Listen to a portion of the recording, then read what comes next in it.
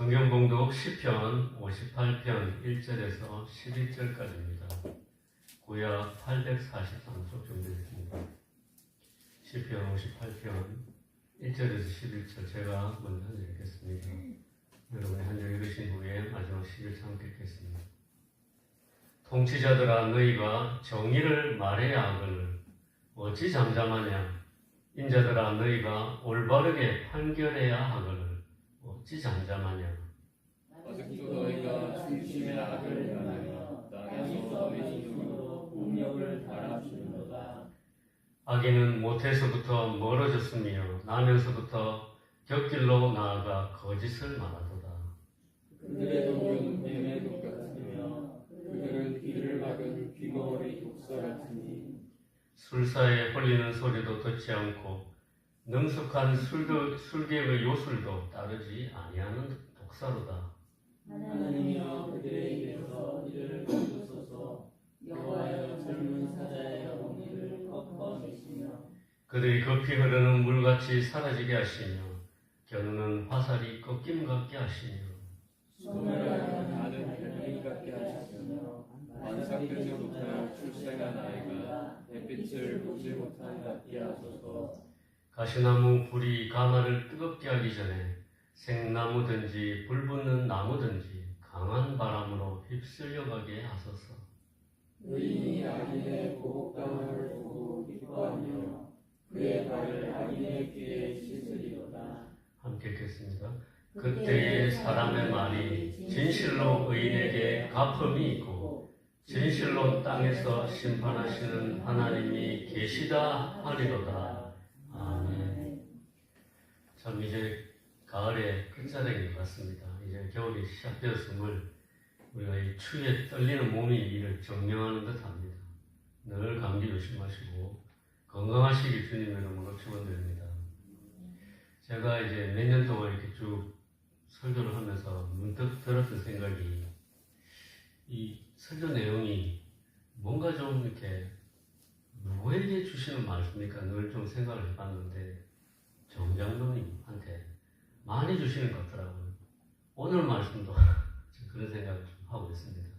아무튼 뭐 각자 예수님께서 주시는 말씀이 있겠지만 하나님께서 이 몇 년 동안 함께 말씀을 나누면서 힘든 시간 많이 겪으셨는데 주님 안에서 정말 하나님께서 함께 하심을 믿습니다. 성경을 보면 이 세상의 불의 앞에서 정의를 갈구하면서 또 정의의 하나님께서 불의를 눈감아주고 있다고 한탄하는 글이 있습니다. 또 이 땅에 공의가 제대로 세워지길 호소하는 글들이 종종 나옵니다. 특별히 창세기부터 보면 동생 아벨을 죽인 가인의 이야기가 나옵니다. 창세기 4장 9절에 내 아우의 핏소리가 땅에서부터 내게 호소하느니라 라고 하시면서 가인의 불의함에 대하여 아벨의 억울함을 땅에 뿌려진 아벨의 핏소리가 울부짖는다고 하였습니다. 가인의 불의함을 목격한 그 핏소리가 사람처럼 하나님께 항변하는 이야기입니다. 하나님께 범죄한 아담의 가정이 종속살인의 비극까지 겪으면서 세상은 더욱더 불의와 폭력이 지배하는 세상이 되고 있음을 방증하는 이야기입니다. 또 창세기 18장에는 아브라함이 소돔과 고모라를 멸망시키던 하나님의 사자를 향하여 항변하는 이야기가 또 나옵니다. 아브라함이 가까이 나아가 이르되 주께서 의인을 악인과 함께 멸하려 하시나이까? 라고 항변하는 말이 나옵니다. 하나님께서 소돔과 고모라 성을 불로 멸하시려고 할 때 이 조카 롯과 그 땅에 있을지도 모르는 의인을 악인과 함께 멸하시는 것이 옳지 않다고 항변하는 이야기입니다. 창세기 18장 25절에는 아브라함이 더욱 강한 어조로 하나님께 항변합니다. 주께서 이같이 하사 의인을 악인과 함께 죽이심은 부당하오며 의인과 악인을 같이 하심도 부당하니이다. 세상을 심판하시는 이가 정의를 행하실 것이 아니니까. 또 예레미야 12장 1절에도 악인의 형통함에 대한 강한 의문을 제기하는 예레미야 이야기가 나옵니다. 여호와여 내가 주와 변론할 때에는 주께서 의로우시니이다. 그러나 내가 주께 질문하옵나니 악한 자의 길이 형통하며 반역한 자가 다 평안하면 무슨 까닭입니까? 예레미야는 하나님의 공의와 이 세상의 정의에 대해서 이처럼 의문을 제기하면서 하나님의 공의로운 심판을 요구하였습니다. 하박국 기록에도 이런 비슷한 의문이 또 나옵니다. 1장에 보면 왜 하나님께서 불의를 그냥 두시는가 강하게 질문하고 있습니다. 여호와여, 내가 부르짖어도 주께서 듣지 아니하시니 어느 때까지니까? 내가 강포로 말미암아 외쳐도 주께서 구원하지 아니하시나이다. 13절을 보면 더욱 강하게 항변하는 말이 나옵니다. 주께서는 눈이 정결하심으로 악을 참아보지 못하시며 해역을 참아보지 못하시거늘 어찌하여 거짓된 자들을 방관하시며 악인이 자기보다 의로운 사람을 삼키는데도 잠잠하시나이까? 이렇게 이야기합니다. 요나서도 그렇고 욥기에도 하나님의 공의에 대한 의문을 제기하는 글들이 나옵니다. 불의한 세상을 보면서 하나님이 계시다면 왜 이런 불의가 세상에 판치는 것일까? 도무지 이해가 가지 않아서 의문을 품은 사람들의 이 항변이 줄을 잇습니다. 이처럼 성경 곳곳에는 이 땅의 정의와 하나님의 공의와 선과 악의 심판에 대한 의문과 항변들이 나옵니다. 오늘 시편 말씀에도 악인과 선인, 하나님의 공의와 심판의 이야기가 나옵니다. 다윗은 이 시편에서 세상이 너무나도 불의해 보일 때, 악한 사람들이 오히려 득세하는 것처럼 보일 때, 하나님께서 오히려 침묵하고 계신 것 같아서 낙심하면서 깊은 고민을 털어놓습니다. 이 오늘 말씀을 통해서 우리가 살아가면서 겪는 이 땅의 불의와 그 속에서 겪게 되는 억울함과 고난을 다루면서 그런 고난 속에서 우리가 어떻게 믿음을 붙들어야 하는지 함께 살펴보길 간절히 소망합니다. 먼저 1절에서 다윗이 이렇게 말하였습니다. 너희가 능히 공의를 말하느냐? 너희가 공평하게 판단하느냐? 여기서 다윗이 말하는 너희는 당시 권력자들과 재판관들, 판단자들을 말합니다. 그들은 공의를 말해야 할 위치에 있지만 실제로는 정의로운 척만 했던 사람들이었던 것입니다. 겉으로는 공정한 것처럼 보이지만 속으로는 악을 품고 근거 없는 판단을 내리고 사람들을 억울하게 만드는 모습을 보였다고 고발합니다. 오늘날 우리도 이런 세상 현실을 맞이할 때가 있습니다. 불의한 사람이 오히려 성공하고 정의로운 사람이 억울한 일을 당하는 일 말입니다. 직장에서도 사회에서도 심지어 가족 안에서도 억울한 상황이 생길 때가 있습니다.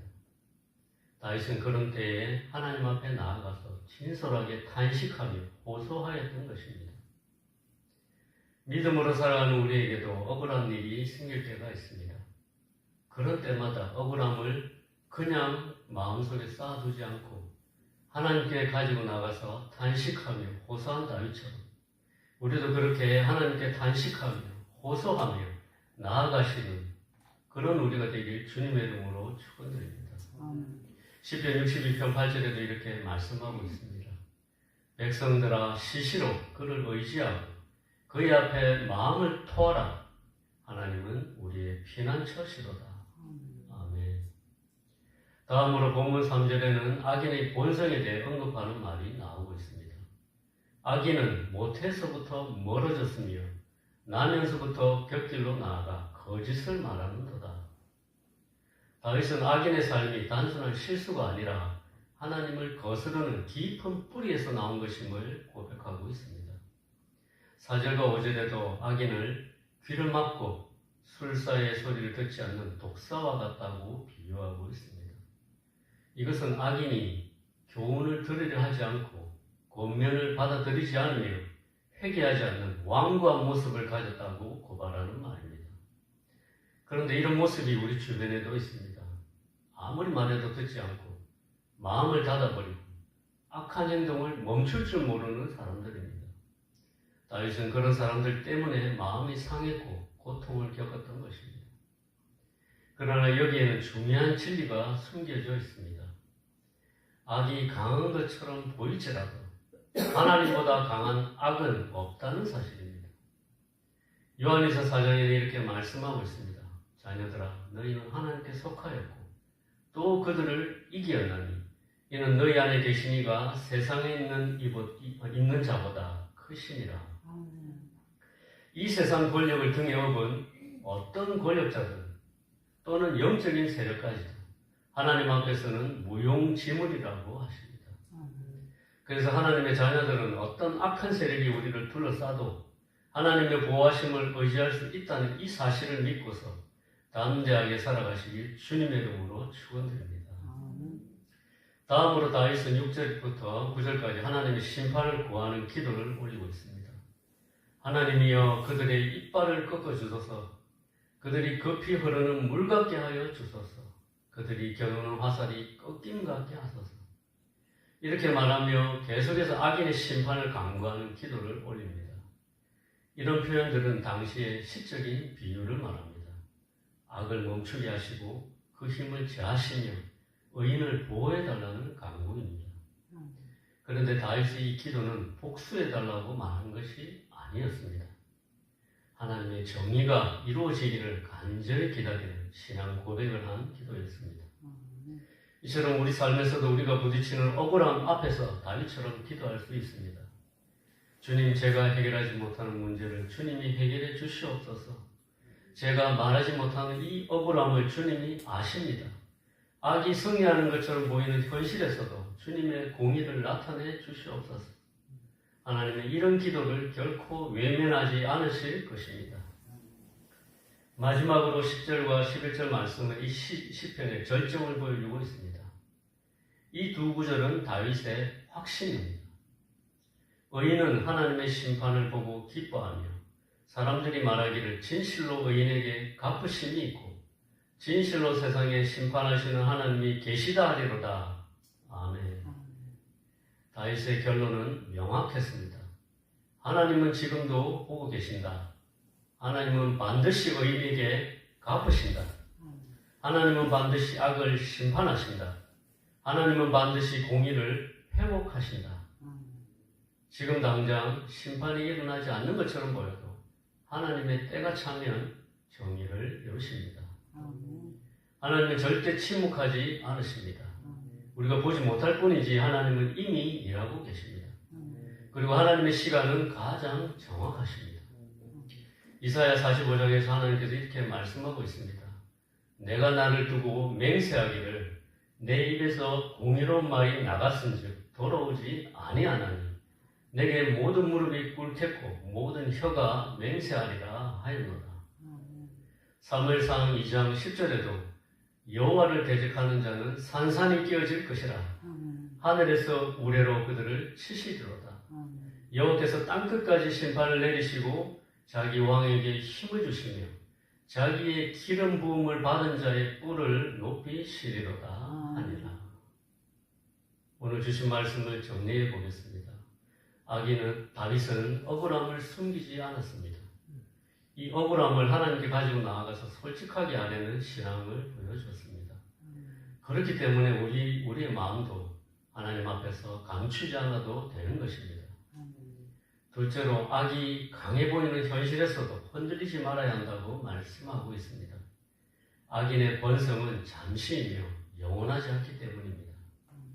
셋째는 하나님의 공의를 신뢰해야 하는 것입니다.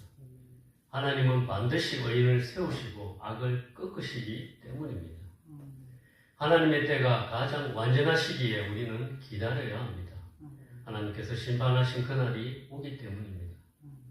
오늘도 우리 삶 속에 억울한 일이 있어도 이해되지 않는 일이 있어도 주님 앞에 토해내면서 하나님은 우리의 마음을 아시고 반드시 의인을 세우시는 분이시라는 이 사실을 믿고 이 믿음을 지켜나가는 하루가 되시길 주님의 이름으로 축원드립니다.